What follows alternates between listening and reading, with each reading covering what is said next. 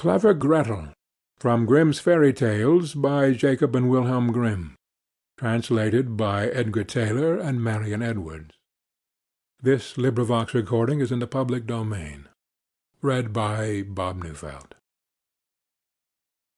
There once was a cook named Gretel, who wore shoes with red heels, and when she walked out with them on, she turned herself this way and that, was quite happy, and thought, "You certainly are a pretty girl."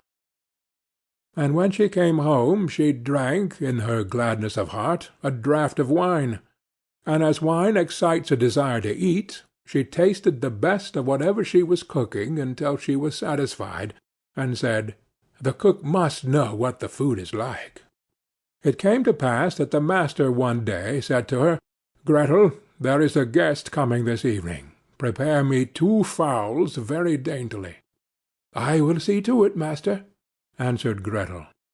She killed 2 fowls, scalded them, plucked them, put them on a spit, and towards evening set them before the fire, that they might roast.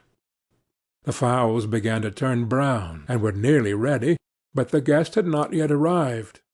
Then Gretel called out to her master, "If the guest does not come, I must take the fowls away from the fire, but it will be a sin and a shame if they are not eaten the moment they are at their juiciest." The master said, "I will run myself and fetch the guest." When the master had turned his back, Gretel laid the spit with the fowls on one side, and thought, "Standing so long by the fire there makes one sweat and thirsty. Who knows when they will come? Meanwhile I will run into the cellar and take a drink." She ran down, set a jug, and said, "God bless it for you, Gretel," and took a good drink, and thought that wine should flow on and should not be interrupted, and took yet another hearty draught. Then she went and put the fowls down again to the fire, basted them, and drove the spit merrily round. But as the roast meat smelt so good, Gretel thought, "Something might be wrong. It ought to be tasted." She touched it with her finger, and said, "Ah, how good fowls are! It certainly is a sin and a shame that they are not eaten at the right time." She ran to the window to see if the master was not coming with his guest, but she saw no one, and went back to the fowls, and thought, "One of the wings is burning. I had better take it off and eat it."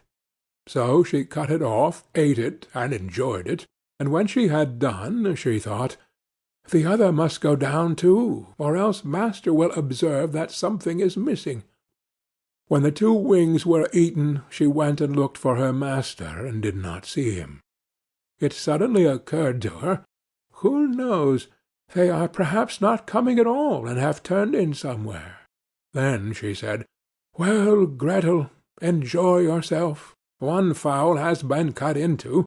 Take another drink, and eat it up entirely. When it is eaten you will have some peace. Why should God's good gifts be spoiled?" So she ran into the cellar again, took an enormous drink, and ate up the 1 chicken in great glee. When one of the chickens was swallowed down, and still her master did not come, Gretel looked at the other, and said, "What one is, the other should be likewise. The 2 go together. What's right for the one is right for the other. I think if I were to take another draught, it would do me no harm."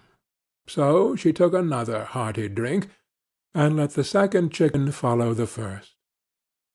While she was making the most of it, the master came and cried, "Hurry up, Gretel, the guest is coming directly after me."